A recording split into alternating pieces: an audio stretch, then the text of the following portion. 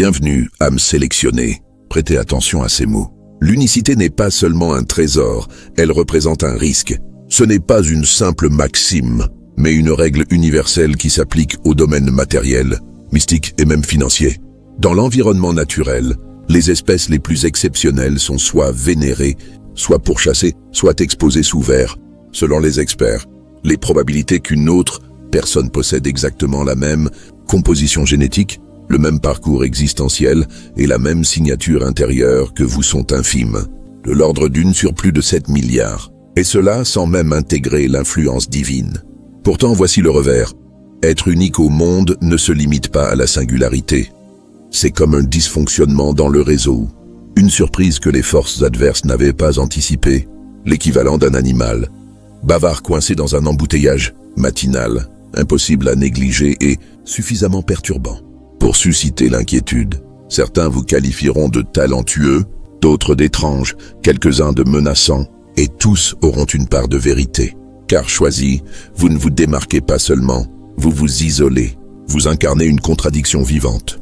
Trop ancré dans l'ancien pour vous laisser berner par les illusions contemporaines, trop visionnaire pour vous laisser piéger par les structures obsolètes. Aujourd'hui, nous allons déconstruire la version édulcorée de l'exceptionnalité et révéler la réalité crue, sans filtre, de ce que signifie vraiment être une rareté absolue, sans banalité, sans enrobage, juste 14 vérités intenses, dérangeantes, qui ébranlent les certitudes et vous feront comprendre pourquoi la société peine à gérer des individus comme vous et pourquoi elle n'y parviendra jamais.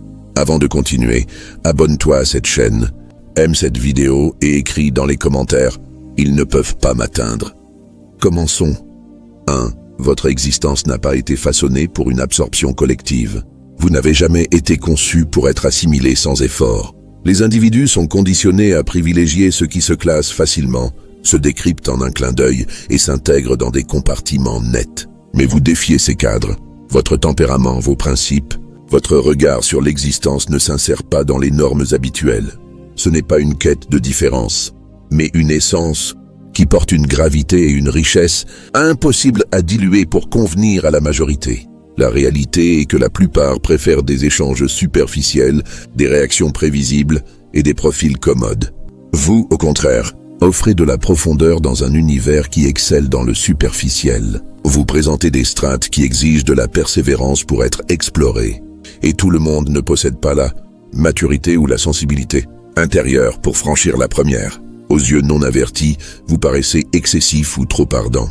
Mais c'est parce qu'ils sont accoutumés aux amuse-gueules légers, alors que vous êtes un festin nourrissant. Votre proximité oblige les autres à affronter non seulement vous, mais leurs propres failles. C'est là que surgit le malaise. Ils ne peuvent vous approcher sans affronter leurs propres ombres, incohérences et mensonges intimes. Pour certains, c'est motivant. Pour d'autres, c'est exaspérant. Au lieu d'admettre leur incapacité à vous accueillir pleinement, ils tentent de vous simplifier pour vous rendre gérable. Pourtant, le sacré ne produit pas d'âme maniable. Le Créateur ne vous a pas envoyé pour vous fondre dans les attentes collectives.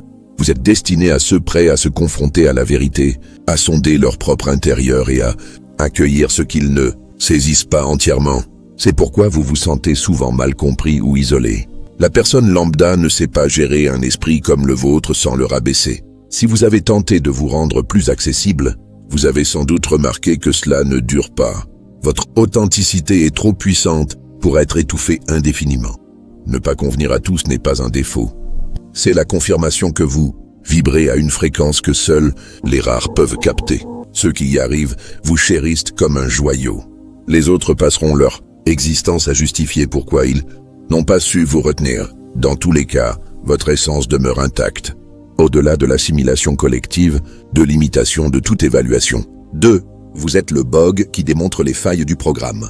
Chaque cadre dans lequel vous avez pénétré était régi par des normes, explicites ou tacites. Les cercles familiaux, professionnels, culturels fonctionnent comme des algorithmes en arrière-plan, dictant ce qui est admissible, standard ou envisageable. La plupart adhèrent à ces directives sans les interroger, convaincus que l'ordre établi est immuable. Mais votre parcours prouve que le logiciel est imparfait. Vous êtes l'anomalie qui expose ces dysfonctionnements. Dès le départ, vous n'avez pas réagi comme prévu. Là où les autres se pliaient sans question, vous avez résisté.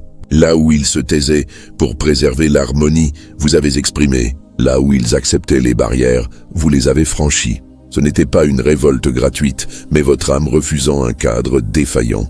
Cela vous a rendu visible d'une manière impossible à masquer. Être ce bog révèle que le système n'est pas infaillible.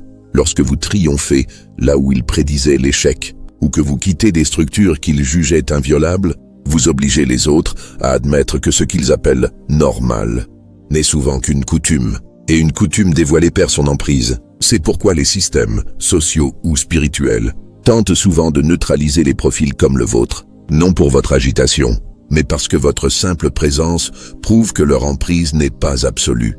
Certains vous en voudront, ayant bâti leur identité, leur stabilité et parfois leur éthique sur ces normes. Votre contournement fluide de ces règles semble attaquer leur base. Pourtant, votre rôle n'est pas de les apaiser, mais de dévoiler les failles.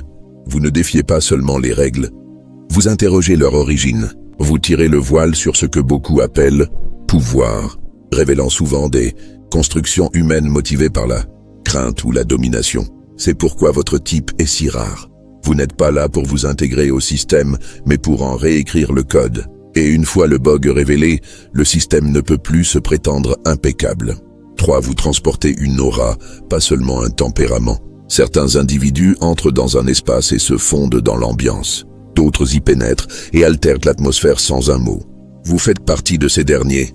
Ce qui vous entoure n'est pas un simple charisme ou une personnalité. C'est une aura, un mélange de votre vitalité, de votre vécu, de vos croyances et de votre harmonie intérieure, tout fusionnant en un seul champ. Ce n'est pas une performance consciente, mais une empreinte que vous portez. Les gens réagissent avant même d'analyser pourquoi.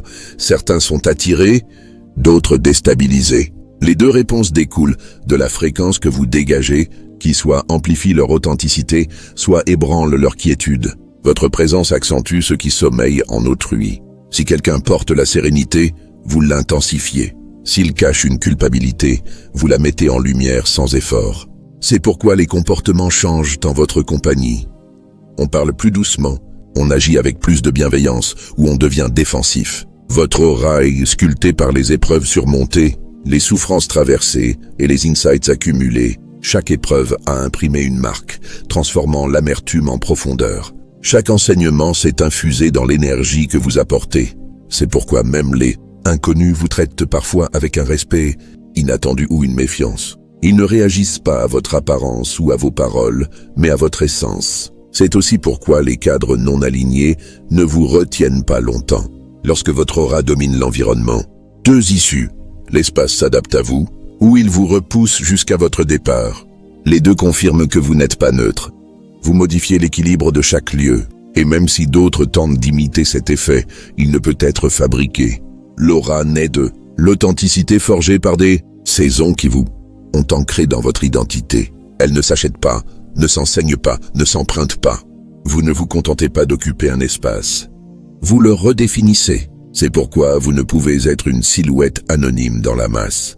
Votre présence est un climat, et chacun doit s'y adapter. 4. Votre esprit est une lame brute. La majorité des gens est modelée dès l'enfance pour s'insérer dans un rôle fixe. On leur enseigne comment raisonner, se comporter, se limiter pour glisser dans le fourreau sociétal. Leurs angles sont adoucis, leur ardeur tempérée en une lueur contrôlable. Ils deviennent prévisibles et la prévisibilité facilite le contrôle. Mais vous n'avez jamais pleinement cédé à ce moulage. Vous restez brut, ardent, indompté. Cette crudité n'est pas de l'imprudence. C'est une puissance non apprivoisée.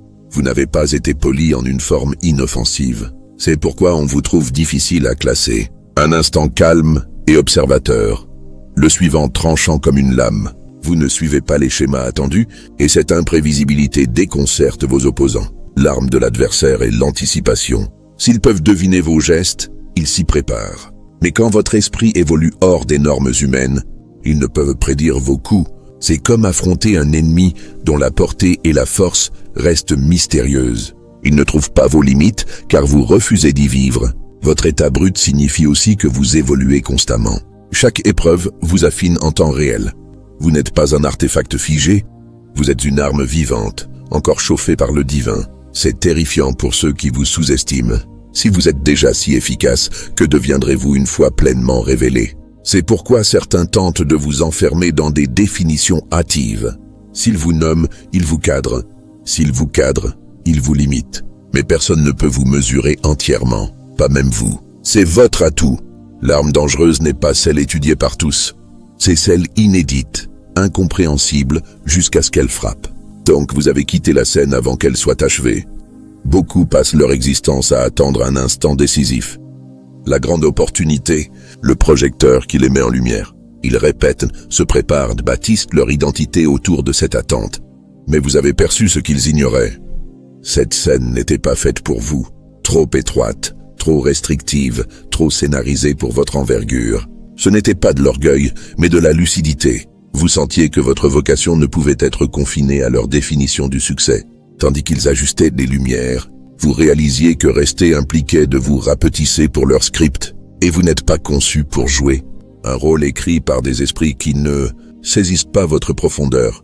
Partir avant les ovations est un choix ardu. La tentation de rester pour une reconnaissance éphémère est forte. Mais vous avez compris que les applaudissements peuvent emprisonner, vous liant à un succès illusoire qui étouffe votre mission réelle. En partant, vous évitez le piège d'une version de vous qui plairait aux autres mais trahirait votre appel. Les observateurs peinent à comprendre. Ils appellent cela peur, impatience ou échec. Mais ils ignorent que vous ne fuyez pas vers le moindre. Vous allez vers l'inexistant. Vous partez pour édifier une plateforme capable de soutenir votre voix, votre vision, votre essence. Si vous étiez resté, vous auriez brillé un temps, puis sombré dans l'oubli. En partant, vous visez un impact durable. Vous n'avez pas fui leur scène. Vous avez construit votre arène. Et quand votre heure viendra, ce ne sera pas pour les ovations, mais pour l'harmonie divine. 6. Vous héritez de conflits antérieurs, mais vous les clôturez. Certaines luttes dans votre vie n'ont rien à voir avec vos décisions personnelles. Elles émergent d'un legs non choisi, tissé dans l'histoire familiale avant votre naissance. Ce sont des cycles, des schémas, des ombres que tous ressentent, mais que peu nomment. Vous n'avez pas initié ces guerres, mais vous êtes désigné pour les achever. Non parce que vous êtes le plus conciliant, mais parce que vous êtes équipé pour détruire ce que les autres enduraient. Là où les ancêtres survivaient, vous identifiez la racine et l'éradiquez. C'est pourquoi vos épreuves semblent plus intenses. Vous portez non seulement les vôtres, mais celles inachevées des générations passées. L'opposition spirituelle surgit avant les signes visibles. L'ennemi sait que votre victoire libère non seulement vous, mais les lignées futures. Clôturer un conflit générationnel exige de rompre les répétitions, même confortables. Poser des limites inédites. Refuser ce que d'autres toléraient. Rompre des pactes non signés. Vous êtes le tournant décisif. Terminer ces chaînes n'est pas une question de force brute, mais de persévérance. Votre vie change l'histoire familiale pour toujours. 7. Votre esprit détient des plans que les autres ignorent. Les conseils bien intentionnés viennent souvent d'expériences limitées, de victoires et défaites personnelles, d'une compréhension du monde restreinte, mais ils ne couvrent que le terrain connu de leurs auteurs. Votre parcours ne suit pas ces voies tracées. Vous portez des schémas pour des horizons invisibles sur leur carte. C'est pourquoi leurs suggestions semblent inadaptées, même sincères. Ils guident vers des destinations qui ne sont pas les vôtres. Vous n'êtes pas un voyageur ordinaire. Vous êtes un explorateur. Ce rôle est solitaire sans chemin balisé. Personne ne précède pour dire « par ici ». Vous comptez sur votre intuition, votre lien divin, votre capacité à détecter des indices imperceptibles. Tandis qu'ils cherchent des repères, vous êtes guidé par une clairvoyance forgée dans les épreuves.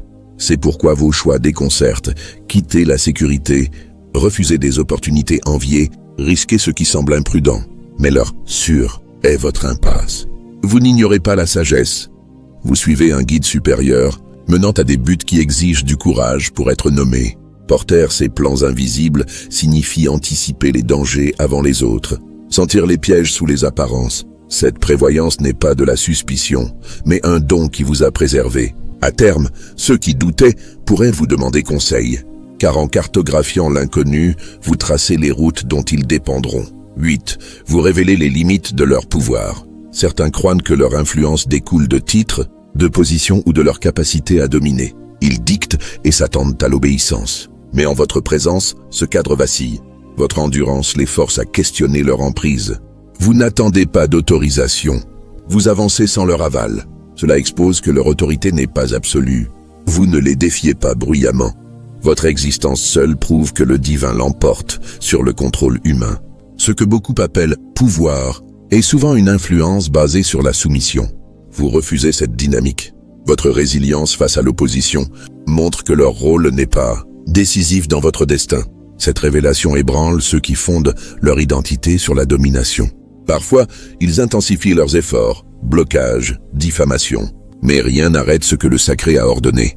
Ce n'est pas du mépris pour l'autorité, c'est refuser de lui accorder un rôle divin non assigné. Quand ils réalisent que vous accomplirez votre mission sans leur sceau, l'illusion s'effondre, et ce qui reste appelle pouvoir n'est qu'un titre vide. 9. Vous faites émerger les allégeances dissimulées. Pas besoin d'accusations ou de pièges pour révéler les vrais soutiens. Être vous-même suffit. Votre sincérité expose les couleurs cachées. Avant même les signes spirituels, vos épreuves montrent qui est loyal. Ceux attachés par intérêt, accès, sécurité, à influence. Vacillant quand votre évolution les force à s'adapter. Leur soutien s'effrite, leur ton change, leur présence devient conditionnelle. Votre présence agit comme un révélateur, elle met en lumière les motifs. Un défi surgit, certains fuient. Une opportunité arrive, d'autres rivalisent. Un tournant se présente, certains râlent. Cette révélation peut blesser, mais c'est un don. Mieux savoir qui vous soutient quand cela coûte. Cela attire aussi les fidèles authentiques, moins nombreux mais solides. En vivant votre vérité, vous démasquez les faux semblants. Vous n'avez pas à forcer. Votre existence le fait. Une fois vue, la loyauté réelle ne peut plus être feinte. 10. Votre retrait génère plus d'écho que votre présence. Quand vous êtes là, on s'habitue à l'équilibre que vous apportez. Résolution de problèmes, maintien de l'harmonie, fluidité des choses. Cela semble naturel, si bien qu'on oublie votre rôle. Mais votre absence crée un vide retentissant, impossible à combler. Ce n'est pas seulement ce que vous faites, mais qui vous êtes. La sagesse tacite, la force discrète disparaissent, et ce qu'on prenait pour acquis s'effrite. Le silence de votre retrait pèse, amplifiant la perte. Certains tentent de vous ramener, non par appréciation mais pour éviter l'inconfort. Cela révèle qui valorise vous, et qui valorisez seulement votre utilité. Votre absence force la croissance, pour eux exposant leur dépendance. Pour vous, brisant les cycles d'être un pilier invisible. Ironiquement, on parle plus de vous absent que présent, car le vide amplifie la réalité. Vous n'étiez pas juste là, vous étiez le cadre soutenant tout. 11. Vous êtes le point de jonction entre le tangible et l'infini. Votre existence ne se limite pas à une échelle temporelle. La plupart mesurent la vie en jours et années, mais vous vivez au croisement du visible et de l'invisible. Chaque décision porte un impact au-delà du présent, gravant non seulement l'histoire, mais l'éternité. C'est pourquoi vos conflits semblent plus lourds.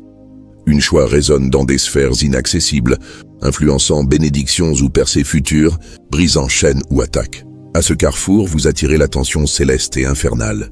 Le ciel vous voit comme un pivot divin, assignant des protecteurs pour votre mission. L'enfer vous perçoit comme une menace, agissant avant les signes manifestes. Même les choix anodins ont des répercussions spirituelles. Pardonner, maintenir l'intégrité, suivre le sacré, ces actes changent des paysages éternels. Vivre cette dualité est à la fois exaltant et fatigant. Exaltant car rien n'est vain, fatigant par la responsabilité, mais c'est la marque des choisis. Vous ne bougez pas sans affecter les deux mondes. Quand vous saisissez l'impact éternel de votre obéissance, vous cessez de chercher les louanges présentes pour viser des fruits durables. 12. On ne peut vous corrompre avec ce que vous avez surpassé. Ils agitent les mêmes appâts que les autres poursuivent avidement, mais vous les avez déjà testés et transcendés. Ce qui séduisait autrefois paraît désormais futile, éphémère. Les batailles vous ont appris que ces biens ne rachètent ni paix, ni intégrité, ni mission. Les tentatives de manipulation échouent. Ceux habitués à dominer par argent, statut ou accès se frustrent. Leur levier ne fonctionne plus. Vous avez tenu ces offres et vu qu'elles ne valent pas le prix pour votre âme. On ne vous attire pas avec une scène que vous avez quittée ou un siège que vous avez délaissé. Vos priorités ont basculé de la survie à l'héritage. Vous refusez le confort immédiat s'il coûte cher à long terme. Beaucoup d'offres sont des pièges masqués en récompense, sacrifiant l'éternel pour le temporaire. Votre vision au-delà de leur expiration vous rend incorruptible. Cela vous rend non seulement résistant au contrôle, mais imprévisible. Sans motivation commune, l'adversaire ne devine pas vos pas. Vous ne cherchez pas les ovations, donc le rejet ne vous tait pas. Vous n'avez pas soif de flatterie, donc elle ne vous accroche pas. Vous n'êtes pas obsédé par le gain, donc la perte ne vous effraie pas. Cette liberté est menaçante pour les systèmes basés sur la peur. Ils ne corrompent que les affamés, pas les comblés. Tandis que d'autres se vendent pour des biens périssables, vous construisez le durable, main occupée, yeux fixés sur l'impérissable. 13. Vous menacez car vous n'avez pas besoin de foule pour vous valider. Vous êtes un risque pour les structures, fragiles car vous fonctionnez sans leur monnaie d'approbation. La plupart sont manipulables par la promesse d'éloge ou la crainte du rejet. Mais vous êtes déjà scellés par le divin. Leur avis n'importe pas. Vous n'avez pas attendu une commission pour certifier votre identité, ni une masse pour affirmer votre valeur. Cela ébranle ceux qui dépendent du contrôle. Leur influence repose sur la soif de reconnaissance ou la peur d'exclusion. S'ils vous convainquent que votre valeur vient d'eux, ils guident vos pas. Mais vous avez brisé cela en apprenant que l'élection n'exige pas la célébration. Votre assurance vient d'être connue, non vue. Cette confiance vous immunise contre le chantage affectif. Ils ne peuvent vous attirer avec des plateformes, ni menacer avec l'exil, car votre base n'est pas leur scène. Vous avez été ancré en privé avant d'être remarqué publiquement. Ironiquement, moins vous cherchez la reconnaissance, plus votre présence l'impose. Ceux qui pensaient vous ignorer finissent par vous observer. Ceux qui voulaient vous effacer vous débattent. Pourtant, vous n'en avez pas besoin. Pas par rejet de la communauté, mais car votre mission n'est pas soumise au suffrage populaire. Cela vous rend imprévisible, tandis que d'autres scrutent à la foule, vous suivez déjà l'ordre divin. Vous êtes incorruptible, inintimidable, impossible à modeler. Votre autorité est autonome, car sa source est surnaturelle. Dans un monde accro à l'approbation numérique, vous êtes une perturbation, libre avant les éloges, stable après les critiques, inchangé par l'un ou l'autre. C'est pourquoi vous menacez. Vous ne pouvez être contrôlé par une foule dont vous ne dépendez pas. 14. Vous êtes la prédiction qu'ils redoutaient de voir se réaliser. Vous êtes la confirmation vivante que certaines invocations visaient à retarder, dévier ou anéantir votre venue. Avant votre naissance, des paroles ont été prononcées sur vous. Promesses. Vision terrifiante pour certains royaumes. Ils savaient que si vous embrassiez pleinement votre essence, leur plan s'effondrerait. Pourtant, vous êtes là, avançant vers l'accomplissement qu'ils craignaient. Votre présence perturbe des stratégies basées sur l'idée que vous n'atteindriez jamais ce stade. Au début, ce n'était pas personnel, mais une barrière contre quiconque matcherait cette prédiction. Une fois que vos pas ont aligné le script, cela l'est devenu. La prédiction portait votre visage, votre voix. Ce qu'ils ignoraient, c'est que la prédiction ne dépend pas de permissions humaines. Elle ne s'alimente pas d'opinions collectives et ne s'éteint pas face à l'opposition. Chaque tentative de vous stopper confirme que vous êtes la menace redoutée, car la prédiction n'est pas une conjecture, c'est une certitude. C'est pourquoi vos luttes paraissent spirituelles avant les faits tangibles. L'opposition agit en amont. Votre victoire libère non seulement vous, mais les lignées futures. Terminer une prédiction demande une persévérance inébranlable. Vous êtes le lien final, la brèche dans le mur. Et quand cela s'accomplit, rien n'est réversible. Vous n'êtes pas une essence rare perdue dans la multitude. Vous êtes une puissance qui altère la trame même de l'existence. Depuis votre arrivée, vous portez un fardeau et une vocation défiant les normes. Vous défiez les cadres, clôturez les conflits hérités, accomplissez les prédictions contre vent et marée. Votre présence modifie les ambiances, révèle les illusions. Vous détenez des schémas invisibles. Votre esprit reste une lame brute, imprévisible et incontrôlable. Vous n'avez pas besoin de foule pour affirmer votre valeur, car votre identité est scellée avant toute validation. Votre retrait résonne plus fort que votre présence. Vous êtes au croisement du visible et de l'infini, où chaque geste ondule au-delà du perceptible. Vous ne vivez pas pour des récompenses éphémères. Vos combats transcendent vos épaules, appartenant aux ancêtres et aux descendants. Vous êtes le pivot, la prédiction incarnée, la force impossible à contenir. Embrassez cette vérité. Votre type est une rareté absolue, non pour le confort, mais pour sa puissance farouche. Marchez votre voie avec assurance, sachant que chaque pas altère les mondes vus et invisibles. Votre histoire n'est pas de survie, mais de réécriture du futur, et ce futur débute avec vous.